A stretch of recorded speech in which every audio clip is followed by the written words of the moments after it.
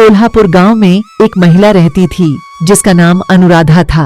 वह रंग से बहुत गौरी थी। अनुराधा की सुंदरता पूरे गांव में प्रसिद्ध थी।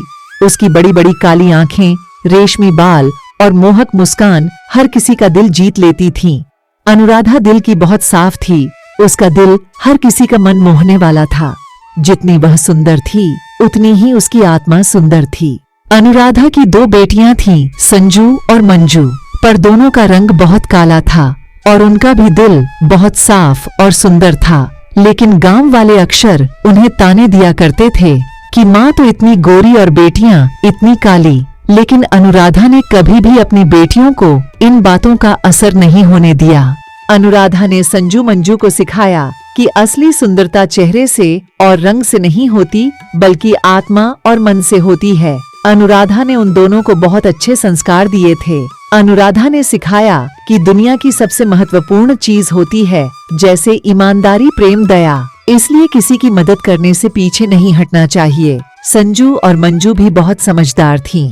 वह हमेशा अपनी माँ की बात मानती थी। वह दोनों पढ़ाई में बहुत मेहनत करती थीं और वह दोनों दोस्तों की हमेशा मदद किया करती थीं। संजू मंजू दोनों स्कूल जाती तो लड़के और लड़कियां बहुत चिढ़ाते थे और वह सब उन्हें ताने देती कि तुम दोनों कितनी काली हो और तुम्हारी माँ कितनी गोरी है। स्कूल में उनके बहुत अच्छे अंक आते थे, लेकिन संजू और मंजू को उनकी बातों का बिल्कुल बुरा नहीं लगता था, क्योंकि उनकी माँ ने हमेशा यही सिखाया था कि बाहरी रंग रूप से कुछ नहीं होता, आत्मा और मन सुंदर होना चाहिए। गांव वाली औरतें बहुत से लोग ताने देते थे कि पता नहीं माँ कहाँ से उठाकर लाई हैं इन दोनों को।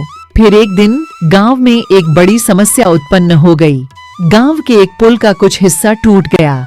गांव वाले बहुत परेशान थे कि इसे कैसे ठीक किया जाए। फिर अनुराधा और उनकी दोनों बेटियों ने गांव वालों को इकट्ठा किया। संजू और मंजू अपने दोस्तों के साथ मिलकर पुल को ठीक करने में गांव वालों की बहुत मदद की। फिर गांव वालों ने संजू और मंजू को बहुत धन्यवाद दिया और पुल जल्दी ही बन गया।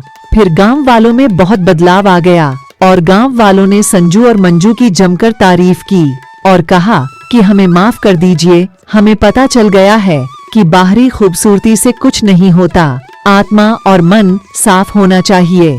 अनुराधा की बेटियों ने सब गांव वालों का दिल जीत लिया। इस कहानी से हमें यही सीख मिलती है कि शारीरिक सुंदरता से कुछ नहीं होता, मन और आत्मा सुंदर वह साफ होने चाहिए और किसी की मदद करने से पीछे नहीं हटना चाहिए, हमेशा आगे रहना चाहिए।